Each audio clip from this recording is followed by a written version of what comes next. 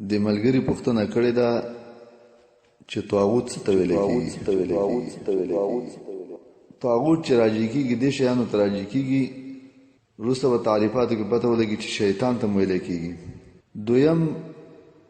هغه حاکمان، باچایان،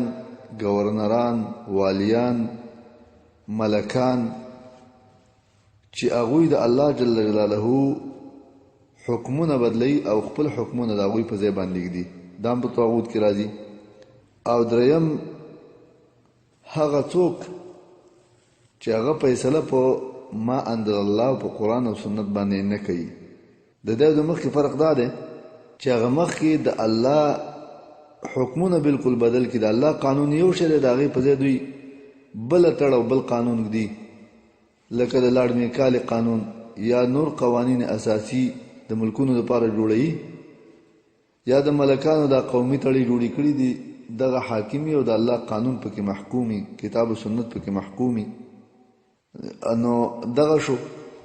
او دویم هغه چې د الله سبحانه و تعالی قانون ورته معلوم دی خو فیصله پې نه کوي، قانون کې ګوتې نه وایي، ځانه قانون نه جوړوي، خو د الله قانون هغه نافذوي نه، واک ورسره دی، اختیار ورسره دی، قدرت او حکومت ورسره دی، او د الله قانون یې پرېښی دی، نو دا هم طاغوت دی. او څلورم هغه څوک هم طاغوت دی چې د الله سبحانه و تعالی نه علاوه د علم غیب دعوه کوي. او پنځم قسم هغه څوک هم طاغوت کې راځي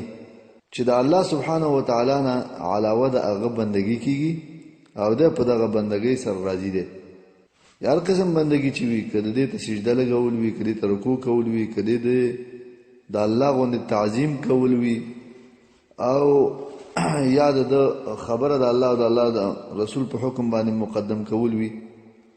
نو دغه ټول په دې کې راځي. همدارنګه په طاغوت کې هغه تنظیمونه، پارټیانې، جماعتونه هم راځي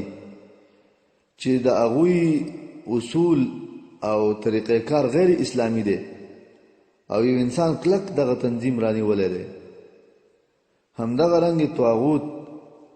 یو مملکت هم کېدی شي چې دغه مملکت د وجې نه بس سړی دوستي او دشمني شروع کړي، چې څوک د ده د ملک نه دی، د ده د وطن نه دی، د ده د قوم نه دی، نو بس هغه د ده دشمن دی. او د دې ملک دفاع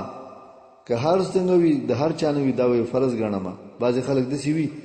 چې بس زما وایي سب سے پهلے پلانې، د هر څه نه مخکې زما پلانې شی دی،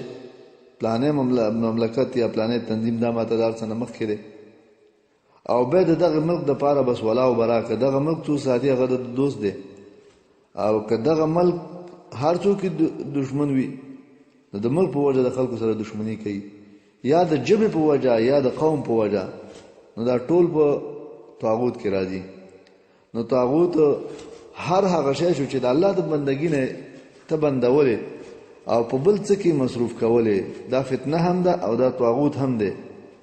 که هغه تنظیم دی، که قوم دی، که ژبه ده، که مملکت دی، که قانون دی، او که باچا دی، که ملک دی، که پیر دی، که چرمین دی، که مرید دی، دغه ټول په عامه معنا سره په طاغوت کې راځي. او طاغوت یعنی طاغوت محور چې درې شیان دي. یو فیصله ده، فیصلې کې سړی ګوتې راګوتې وایي د الله حکمونه مات کړي. او دویم بندګي ده، بندګي د الله نه غیر بل چاته واړي. او دریم د یو چا فرمان برداري ده،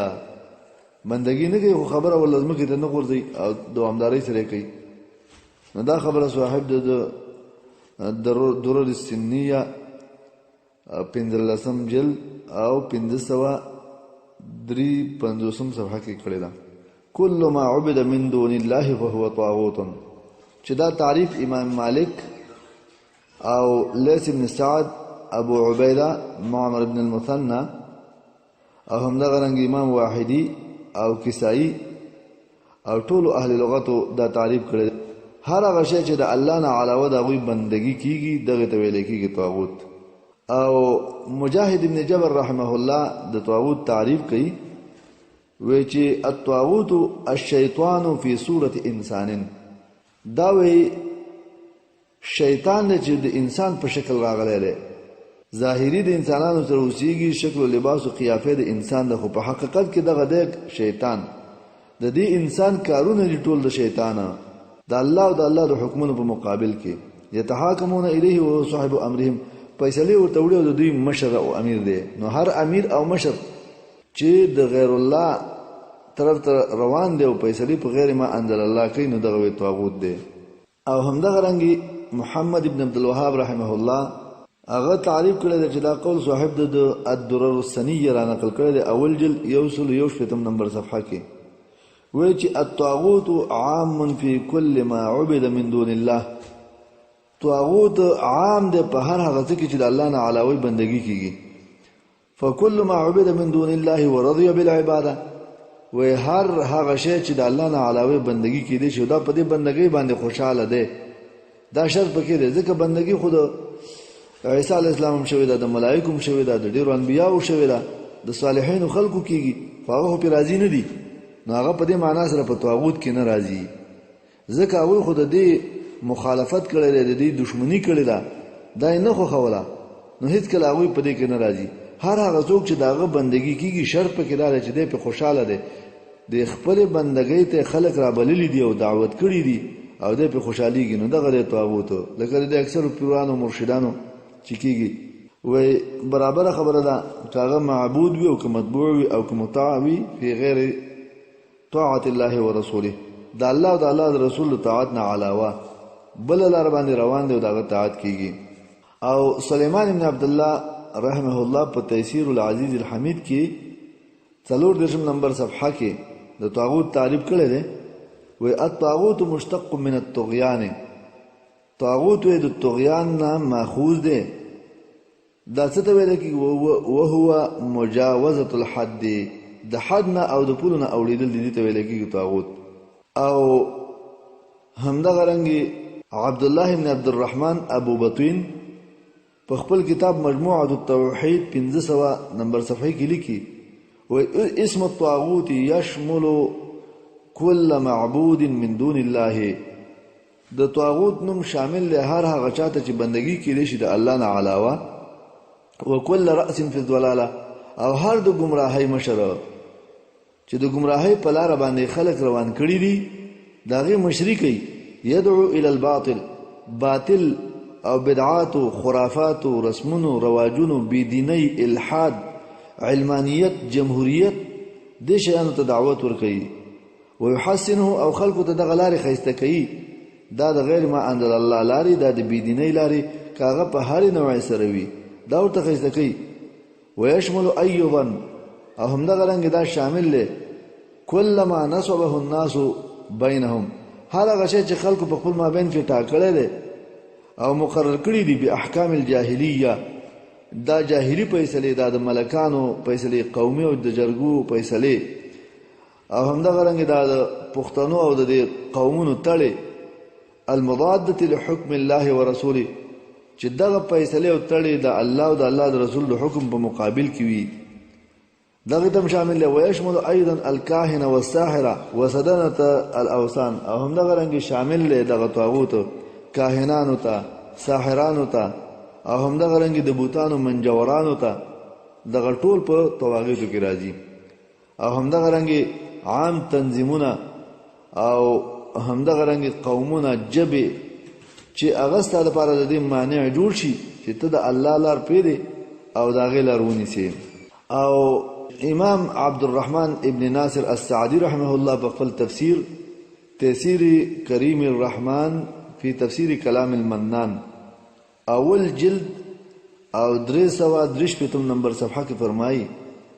وكل حكم بغیر شرع الله فهو طاغوت هر فیصله چې د هر چا او د هر په هر وخت کې او په هر حالت کې د هر چا لخوا کیږي او د الله د شرع خلاف وي نو دغه ته ویل کېږي طاغوت او همدغه رنګي شیخ ابن عثیمین رحمه الله په الدرر السنیه لسم جل او 1500 او 3 نمبر صفحه کې وی چې هغه دا قول را نقل کړی دی همدغه رنګ دغه قول په مجموع فتاوا ابن عثیمین کې هم را نقل شوی دی اول جلد او 9 نمبر صفحه کې هغه فرمای الطاغوت وهو كل ما خالف حكم الله تعالى ورسوله. ودا هر هغه څه ته ویل کېږي چې د الله او د الله د رسول د حکم مخالف وي، دغه ته ویل کېږي طاغوت. لأن ما خالف حكم الله ورسوله فهو طغيان. ځکه هر هغه شی چې د الله او د الله د حکم په مخالفت کې راشي نو دغه ته ویل کېږي طغیان، او اصل ماده د طاغوت هم دغه طغیان دی. واعتداء على حكم من له الحكم،